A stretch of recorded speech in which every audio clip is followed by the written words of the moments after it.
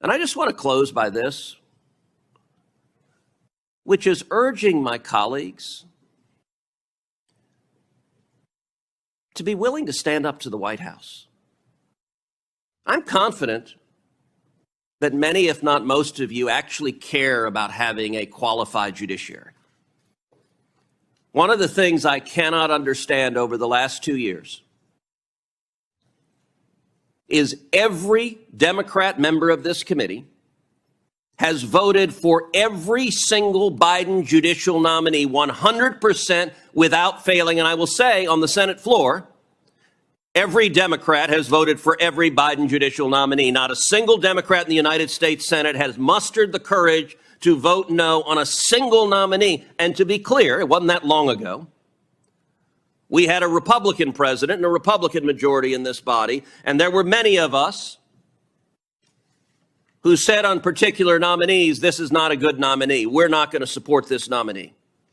In fact, the John Kennedy test that Chairman Durbin referred to came from a Trump nominee who John Kennedy eviscerated at a hearing in a video that I still liken to watching a car wreck in slow motion. It was painful. But what happened? When it became clear that this individual was not qualified for the position for which he had been nominated, the White House withdrew the nomination. And it did so after a number of us made clear we're not going to support putting an unqualified person on the bench, pull the nomination back. So I would ask members of this committee, is there anyone, if the White House nominates a ham sandwich, are Democrats prepared to rubber stamp Judge Ham Sandwich? And this also connects to the discussion on the blue slip. Look, I understand politics. Sometimes we put on team colors and you're a Democrat or Republican and you vote with your party, and that, for a number of issues, is fine.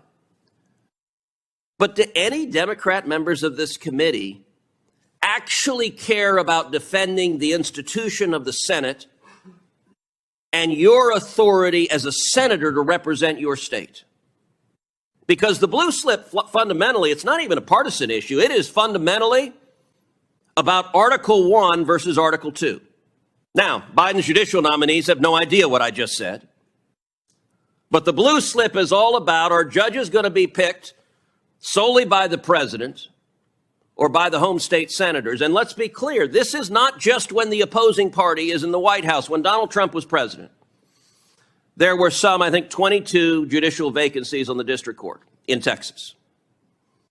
When Trump was president, Senator John Cornyn and I, we have a bipartisan federal judicial evaluation committee that puts out a notice, a call for application, that interviews, that selects very qualified nominees, recommends them to us. I can tell you, during the Trump presidency, Senator Cornyn and I, we met together, we agreed, and for each vacancy, we forwarded to the Trump White House one name. One name, and for every single one the Trump White House nominated, the one name we forwarded. If the Democrats in this